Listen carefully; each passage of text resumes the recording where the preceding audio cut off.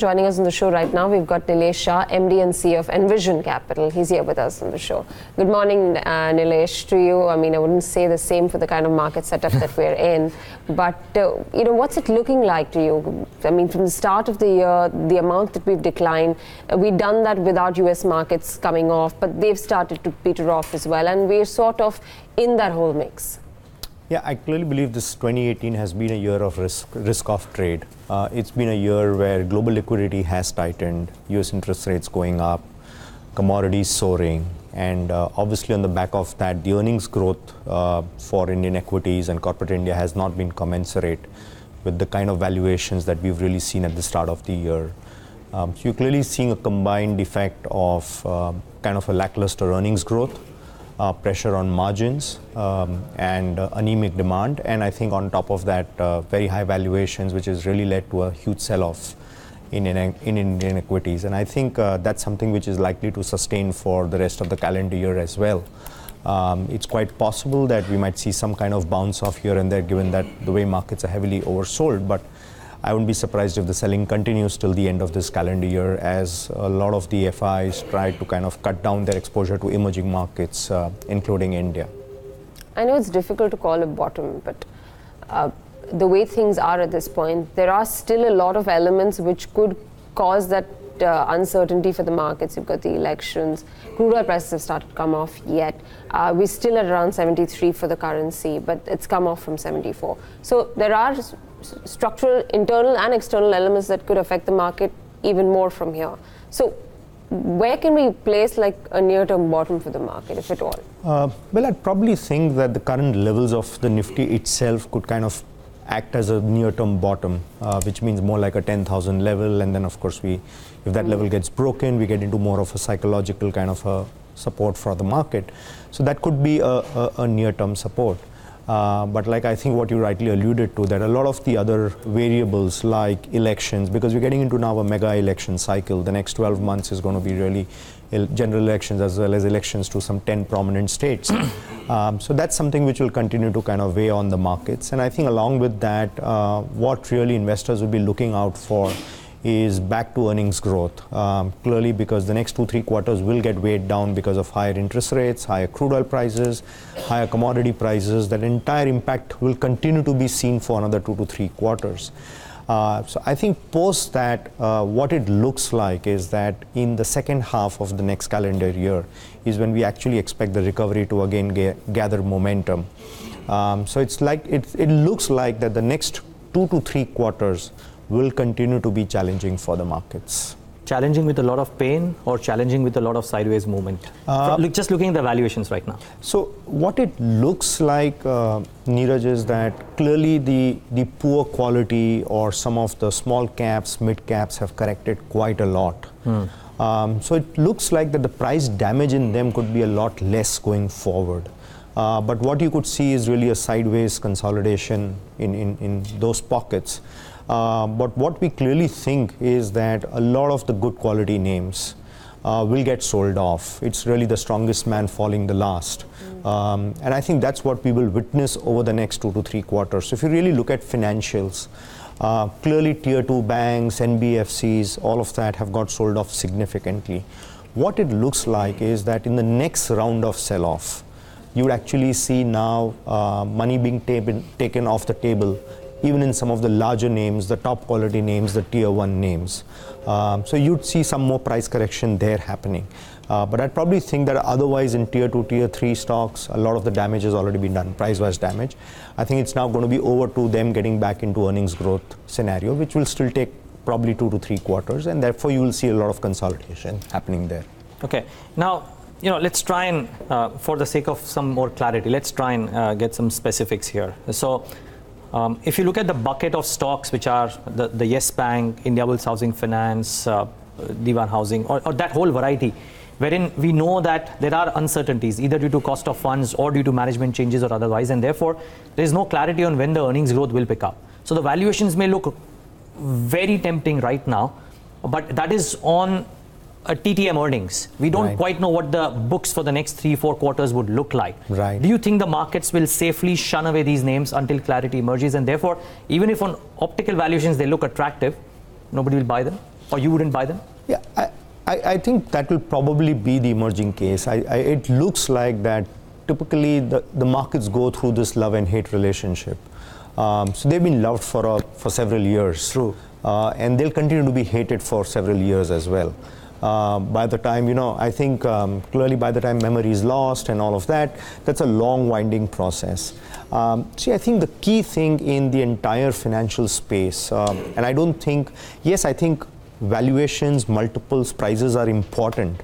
But what's equally important is to really figure out that does this financial name have a retail liability franchise? Does it have a significant fee income? And are its credit costs way below industry standards? I think these are the three variables. I think any name who gets it right on these three parameters really will emerge the winner down the line. So that's first. Two is, clearly when you see a bull market in a sector, there are 10, 20, 30, 40, 50 names which just fly.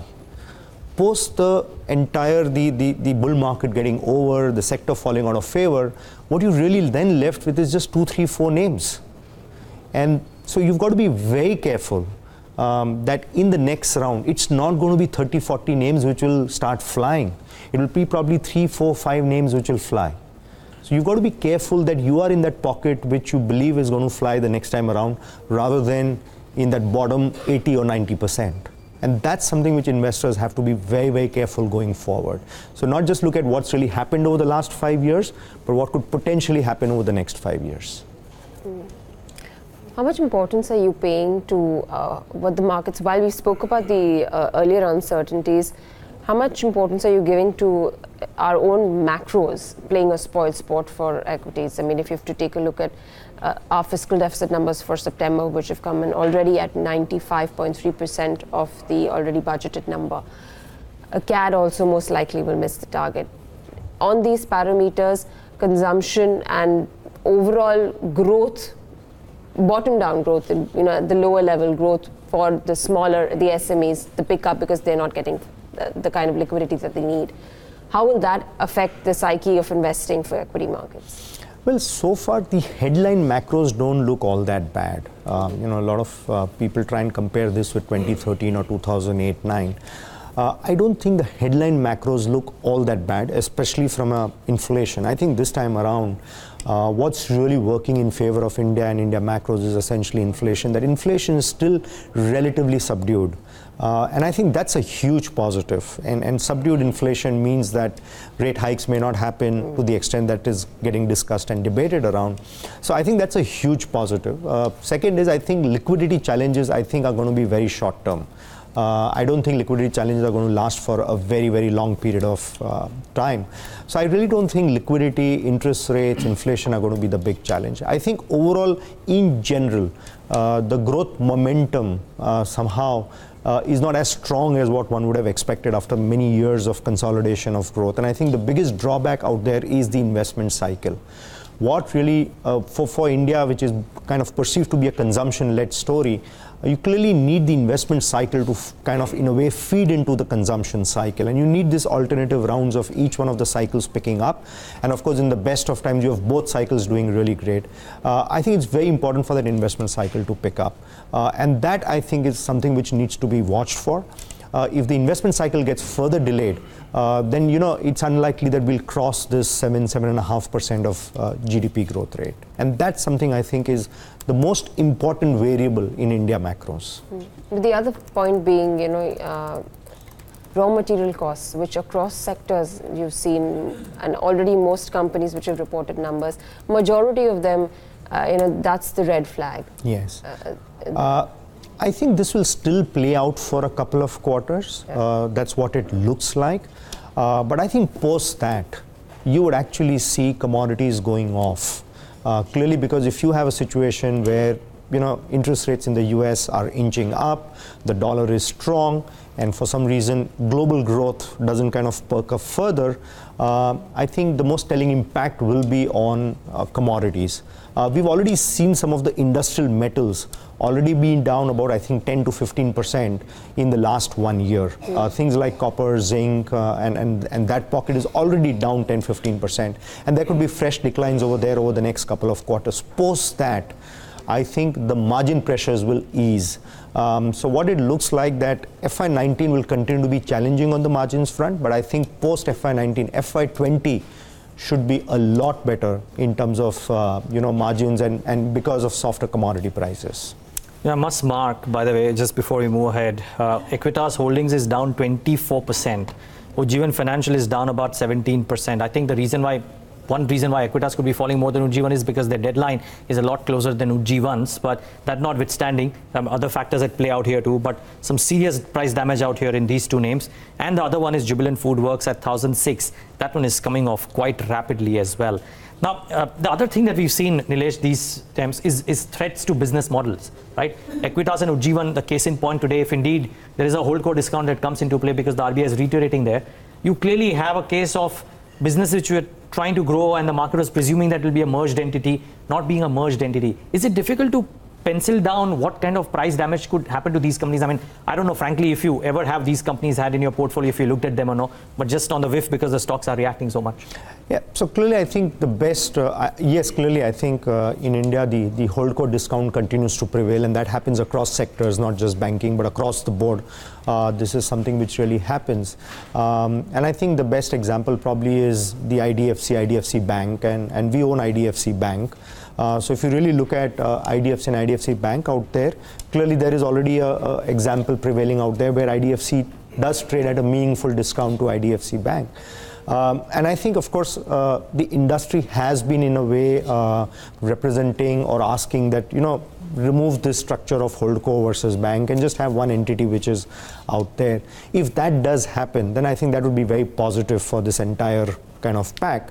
But if that doesn't happen, then these discounts could prevail ranging from 30, 40, 50%. I mean, that's the kind of holdco discount which anyway prevails for very, very long periods of time. Sorry. In fact, Neeraj, the management at Equitas did say that they actually don't have any business aside from the bank. Yeah, it's a shell company otherwise. Yeah, so if you remove the bank, there is no other operation that the holding company will be doing. So in light of that, if they don't get that merger approval... Yeah. But to be fair, the RBI had made this point when they started off. Yeah. For the market and the managements to presume that RBI will go back was probably a fallacy as well. But be that as it may, today at least the stocks are reacting for sure. The other one, and which has got me thinking, Nilesh, is I'm using Jubilant FoodWorks as a poster boy of sorts, but is there a threat to consumption valuations at large and discretionary valuations? Now, be it QSR, be it autos, Maruti is down almost 33% from the levels that it was trading at, and it's not. I mean, it's not trading at expensive valuations, not cheap valuations still, about 2018 times or whatever it may be. It's not totally cheap, and the management saying that meeting the 10% volume growth guidance might also be a challenge. Is that a threat to discretionary valuations? Yeah, I clearly think so. I think in the next maybe for a quarter or two, clearly there is a threat of valuations, undoubtedly. And it's not that these are bad franchisees or bad businesses. It's just that really the valuations have been high. The overall market valuations are coming off. And then there are, of course, always a bunch of investors who are really taking money off the table in some of the good performing positions. So it's more of collateral damage. I don't think clearly the consumption story is kind of entirely played out. Consumption story is really a structural story. You'll see these businesses grow at 15, 20, 25% year on year for maybe the next 10 years or so. But it's just the kind of collateral damage that this sector will also have to suffer. So that's one. Two is you have to also keep in mind that these stocks or these sectors are still trading at a premium to long-term averages. Okay, the last 3-4 years, of course, valuations P multiples have been very high. But if you really look at, say, take a 10-year cycle, okay, 2008 to 2013, and then 2013 to 2000. If you look at this 10-year cycle, the valuations for this sector are still trading at a premium to where they have been over the last 10 years. So you'd see some shave off still happening in the consumption space, but I think once that shave off does happen, I think that will present a brilliant opportunity. I mean, it's going to present a fantastic opportunity maybe again for the next 5 to 10 years. Interesting. By the way, as we speak, we are perilously close to 10,000 now. Yes, so we are in the danger of breaking into 4 digits. And we'll get those numbers up for the first time since maybe a number of weeks or months. But yeah, this is now another level. I don't think the US markets pointed to anything, or the Asian screen in the morning, Devina, pointed to anything like this. But it's a sharp gash that has come into our markets in trade. In fact, it looked fairly poised. The Asian market setup is fairly poised. The other point, Nilesh, being this cable space, the cable operators, the likes of Dish TV and all. Now that we have, Jio going out and announcing acquisition of Hathway and then, how does this space look to you for, a regular operator? I mean, even a DTH, if I can club in that, the whole pocket out. I think this is a space which is best avoided. Really, it's not worth betting on this space because I think the uncertainty still looms large. You really don't know who's going to finally emerge the victor and all of that. And of course, there's a cliche that winner takes it all. So you really don't know how this space is really going to play out. So I think it's best, don't look at price declines. Of course, if you're a trader and looking at those short-term opportunities and saying, of course, if these stocks have fallen and they could rally 10-15%, that's another thing. Yeah. But I clearly think that as a long-term value investor, I think one needs to avoid this space, especially avoid any space where you believe the risk of disruption is very high. And I think that's something which could potentially play out in this space. So it's best to kind of, avoid it. I think just really probably bet on, if you're really confident about who that winner is going to be, bet on that. Or maybe I think just bet on some of the content names. But otherwise, I think the space is an avoid. Interesting. Okay, two pockets, Nilesh, that I know you look at very closely, and one of them is mid-cap IT, or IT by and large, not mid-cap IT, excuse me for that. But this results season has kind of shown one or two winners and a bunch of losers. Now, is it a case of the market expecting them to do too much and they not being able to deliver and therefore a valuation correction? Or do you think there is still more room to go for valuations to come off from where they are? Management conversations seem to suggest that it's not too bad. Yeah. So let's really see what's happened for this quarter in context of what's been happening for this entire calendar year. IT has been a huge winner for this calendar year. As a sector, it's done remarkably well. And partly because, of course, the strong dollar, which has really kind of helped the sector and which has helped it improve margins. So I think in general, I think it's been a good quarter across the board. There have been some company-specific issues. It could be, I think, execution, or somebody's really paid a one-time fee to kind of terminate a contract or things of that kind. But otherwise, the growth trajectory still remains intact for the sector as a whole. I think by and large, almost all managements in their conversations over the calls have said that demand continues to be strong. Their customers are spending on new technologies, emerging technologies and things of that kind. So clearly, and what it looks like that over the years, the Indian IT companies have developed those capabilities and competencies to kind of really cater to that demand.